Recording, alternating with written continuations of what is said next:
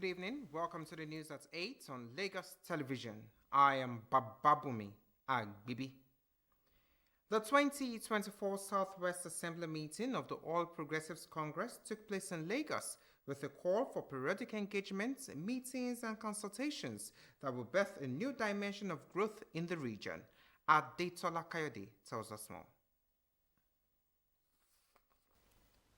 Gathered in here are party leaders, governors, National Assembly members, former governors, deputy governors, members, and party stalwarts of the All Progressives Congress in the Southwest region. The conversations of what looked more like a family meeting and the first ever Southwest Assembly meeting in a very long while kicked off with the zonal coordinator, convener, and governor of Lagos State, Babajide Sanwo-Olu, hammering that with the great potential, assets, and the Omoluabi ethos uniquely exclusive to the Southwest can be explored to reignite hope and chart a better course for the region and Nigeria as a whole. We believe that now is the time for us to live in unity and work together in pursuit of goals that will uplift our people. We must restore family values. We must give confidence to our youth, address youth restivity, and tackle the growing get-rich syndrome that we have amongst our people. As Stephen Q, one after the other, the party leaders were unequivocal about the need to constantly deliberate on the challenges facing the region, facilitate wealth and employment for the people, revamp national trust education system, not forgetting the sorting of rancor in the party at all levels. Our youth should be encouraged and empowered the more. Agriculture also should be further encouraged. And I want to use this opportunity to plead with our leaders. Please carry our women along. We should spare no effort to ensure that we win the fight that must be fought with tenacity against insecurity, banditry, unemployment, poverty, inequality, threats of national disintegration, and lawlessness. Ti Èkó, ẹ wo t'Èkìtì, ẹ wo t'Ògùn, ẹ wo ti Oǹdó, ẹ rí pé iṣẹ́ ribiribi ni wọ́n ń gbé ṣe. Ṣùgbọ́n gbà tí ẹgbẹ́ ò ní pàdé, ìjọba náà bóyá wọ́n jìn sẹ́gbẹ́. Tí ò bá sí pàdé, ọ̀rọ̀ wa ò ní yéra wa. Lójúmọ́ làwọn èèyàn mú èèyàn wá bá mi kí n fàṣẹ sí, kí n ṣàdúrà sí. Máa wá béèrè pé ṣé democracy ta ni àbí ẹ̀ṣẹ̀ nìyẹn? They also tasked the people of the Southwest on the need to throw their weight behind one of their own who's representing at the highest level of office in the land. If people like us keep quiet, then we are being intimidated by those who don't wish Bola Tinubu well as president. And we must not join in that nonsense. I just plead with us that we support the president. I also hope that one of the resolutions of this meeting will be go back to your various states, replicate this kind of a forum at the state level, let it happen at the local government level, and let it happen at the world level. One of the major achievements of our caucus is the successful passage of the Southwest Development Commission Bill. This was not just a necessity, but a matter of equity, as other regions have similar commissions in place. True, our party in the zone is strong and united. There are, however, minor skirmishes among party leaders in some of the states. It is time for our elders and leaders to help shore up the party's mediatory capacity to resolve such little personality disputes. President Bola Tinubu, who was represented by his chief of staff, Femi Gbajabiamila, in his message asked for more support and cooperation as he is taking tough decisions now so Nigerians can reap the gains of the pain soon. He has said to tell you that right now he is not thinking of the next election, but that he is thinking of the next generation. And that is why he is taking the decisions that are long overdue, that should have been taken yesteryears, many years ago. Party members say they hope to see the meeting institutionalized, whilst a working document will be distributed to all states and delegates on recommendations at the Southwest Assembly meeting as a guard and guide for development. Adetola Kayode, OTV News. The Rivers State Police Command says it is investigating two explosions that rocked the city of Port Harcourt in the early hours of Saturday amid local government election in the state. In a statement by the command spokesperson Grace Iringe Koko, the police acknowledged the explosion at the Rivers All Progressives Congress Secretariat and another one at Rumudumaya, the council headquarters of Obiokbo. In response to these incidents, police said Explosive Ordnance Disposal, EOD, and anti-bomb squad have been mobilized to both locations. According to the command, an improvised explosive device was recovered at the APC Secretariat, and the team has identified the use of incendiary materials in the arson of the security building. The statement further added that the command's Explosive Ordnance Department has collected samples from both sites and are actively investigating the situation. Akwa Ibom State Governor Umo Eno has appointed his daughter Ellen Eno Obarike as the acting First Lady of the state following the death of his wife, Patience Eno. The governor made the announcement during a condolence visit by Nigeria's First Lady, Senator Oluremi Tinubu, and other dignitaries in Uyo. Eno stated that his daughter would take on the duties of the First Lady, ensuring continuity of the office and the projects initiated by his late wife, particularly the Golden Initiative for All. He expressed his confidence in his daughter's ability to uphold the values and vision of her late mother, affirming his commitment to sustaining the projects initiated through the First Lady's office. During the visit, Senator Oluremi Tinubu praised the governor's decision and expressed confidence in Obarike's ability to excel, calling it a thoughtful way to preserve the late Eno's legacy. The federal government has said that no Nigerian life has been lost in Lebanon amid the escalating conflict between Israel and Lebanon. In a statement signed by the spokesperson for the Ministry of Foreign Affairs, Eche Abu Ubey, the government said that the Nigerian embassy in Lebanon has been actively working to protect its nationals. The statement underscored the government's efforts to monitor and secure the welfare of Nigerians in the conflict zone. While the situation in Lebanon remains volatile, the embassy had advised Nigerians as early as August 2024 to voluntarily evacuate with commercial flights still available. It added that Nigerian citizens in southern Lebanon, one of the most dangerous areas, have been relocated to safer regions such as Beirut with assistance from community leaders.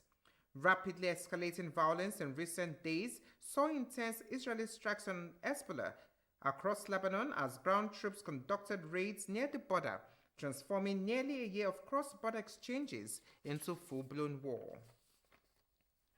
Still on the war, more Israeli airstrikes hit Beirut after the Israeli military warned people in a southern suburb to evacuate. Israel and Hezbollah have also reported more fighting in southern Lebanon as Israel's ground offensive continues. Hezbollah has fired dozens of rockets into northern Israel, claiming an air base near Haifa was among targets. The IDF and Hamas have confirmed that 2 senior Hamas figures have been killed in northern Lebanon. That's all for now. For more news, do connect with Lagos Television on these social media platforms.